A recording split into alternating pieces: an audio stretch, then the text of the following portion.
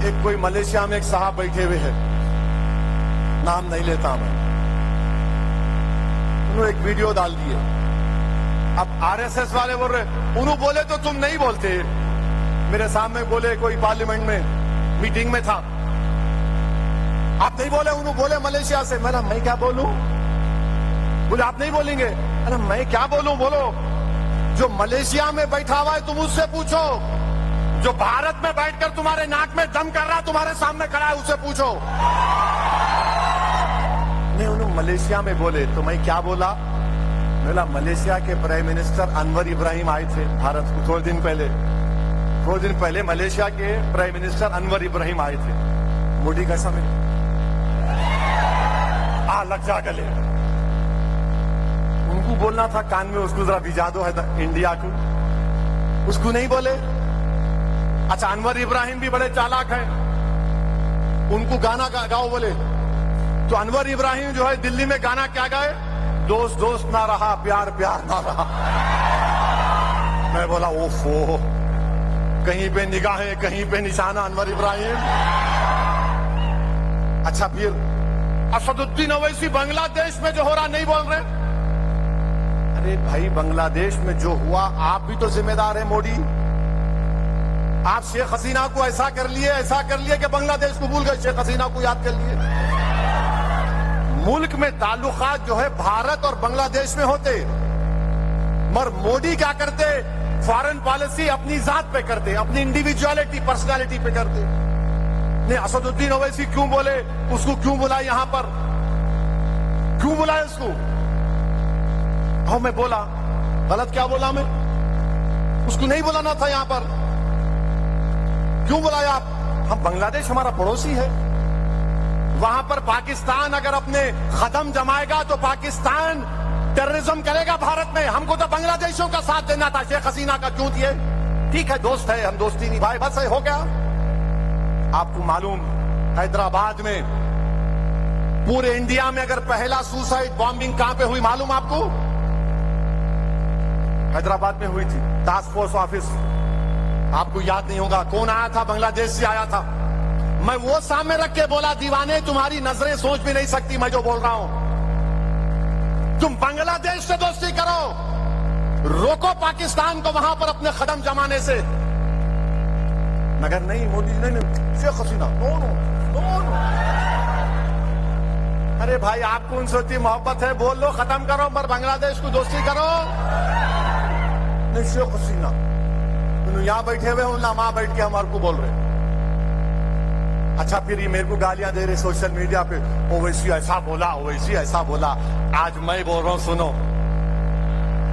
बेशर्मो, बेगैरतो,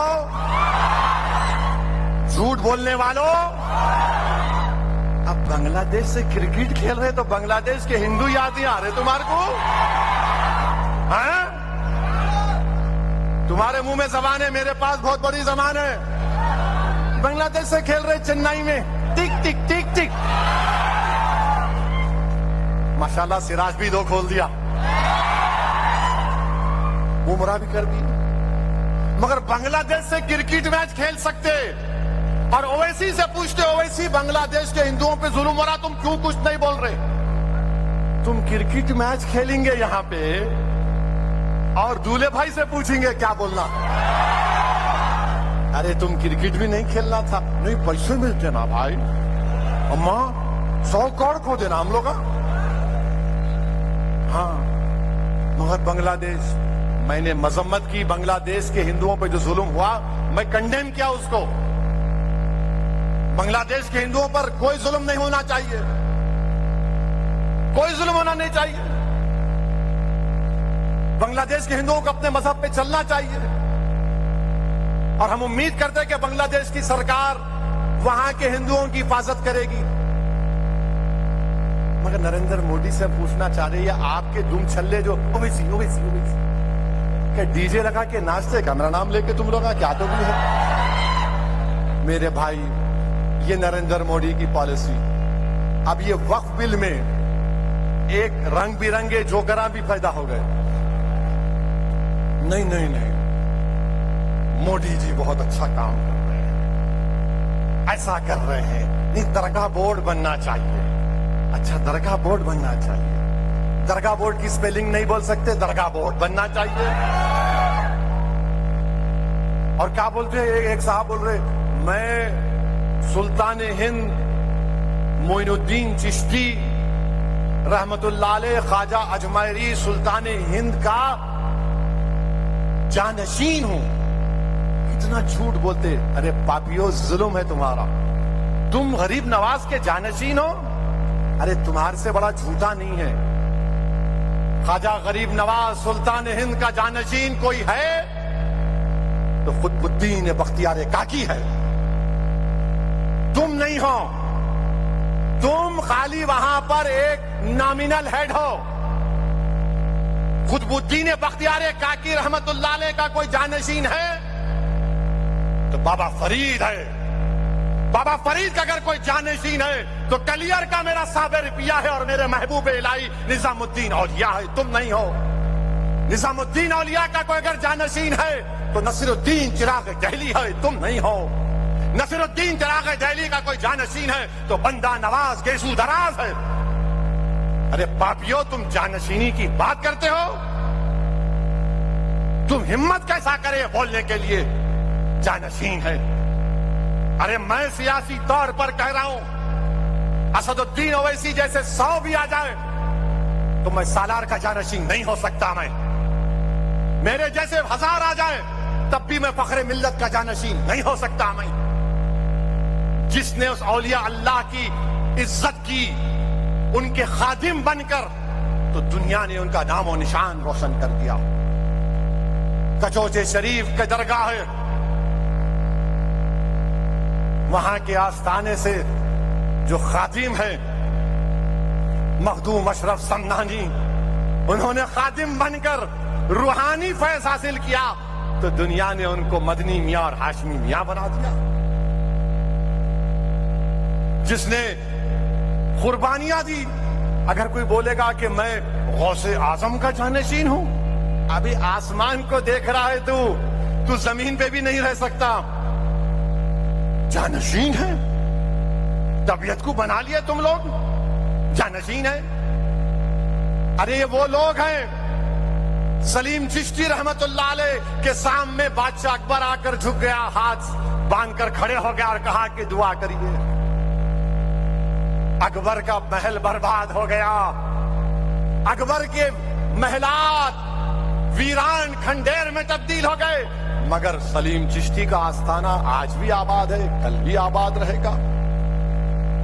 Makhdoom Ashraf Samnani Iran से आए बादशाह थे, बादशाहों की बादशाह खत्म हो गई, मखदूम अशरफ समनानी का आस्थाना आबाद है, आबाद रहेगा।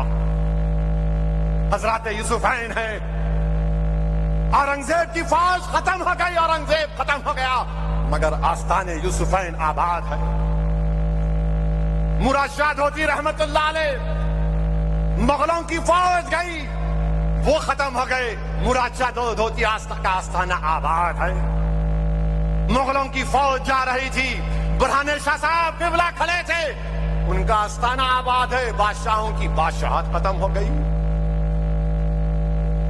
जरजरी बख्श रहमतुल्लाह अलैह, बुरहानुद्दीन गरीब रहमतुल्लाह अलैह, आलमगीर ने कहा कि मेरे पीर के खदमों में दफना दो, वो आस्थाने आबाद है। मेरे भाई अबुल हसन शादली, जिसने उनका खादिम बनकर खिदमत की, वो इब्ने अताउल्लाह इस्कंदरी बन गया। याद रखो, ये औलिया अल्लाह का नाम लेकर तुम जो मोदी का बाजा बजा रहे हो ना, हाँ, तुम गरीब नवाज के जानशीन नहीं हो, तुम महबूब इलाही के, कुतुबुद्दीन बख्तियार काकी के, बाबा फरीद के, नसीरुद्दीन चिराग दहली के, बंदा नवाज के, सुदराज के तुम जानशीन नहीं हो, तुम यकीनन मोदी के जानशीन हो, तुम मोदी के जानशीन हो। अरे तुम यहां से आकर क्या कर रहे हो? आपको मालूम, जो ये रंग बिरंगी कपड़े पहन के ड्रामा कर रहे हैं, इनको 2 करोड़ रुपये सालाना मिलते दरगाह से, 5% इंक्रीमेंट, दरगाह बोर्ड बनाना, 2 करोड़ रुपए जो खा रहे तुम, कितना काम किए गरीबों के लिए, बेवाओं के लिए, यतीमों के लिए। याद रखो, अगर मुंह खोलूंगा ना, बहुत बोल सकता हूं मैं। जो आज वफ की इस बिल की तायीद कर रहे हैं, बाजा बजा रहे हैं, बेशर्मो हो तुम। मेरा एक ही उनसे सवाल है, अगर तुम बोलते ये सूफीज्म है और हमारे रस्म और रिवाजात अलग हैं, तो बताओ वो शरीयत के ताबे है या शरीयत के आबा है? अगर शरीयत के ताबे हैं तो कानून की जरूरत नहीं है, मौजूदा कानून काफी है। अगर शरीयत के ताबे नहीं है तो फिर तुम्हारी मर्जी। बोलो तुम। 1937 शरीयत एप्लीकेशन एक्ट सेक्शन 2 कहता है कि वक्फ के मामले में शरीयत को फॉलो करना पड़ेगा। और जो सूफी है, पहले उसको अपनी जात में फना होना पड़ता है। वो पहला कदम है सूफी के लिए, पहला कदम है कि अपनी जात को खत्म करो, फिर आखिरी में अल्लाह की राह में फना होना। फना फिल्लाह। इन्हों तो पहले कदम पे मोदी पे फना हो गए, आई लव यू। अपनी जात को भूल ही गए। जुनैद बगदादी रहमतुल्लाह अलैह ने सूफी क्या है बताया था।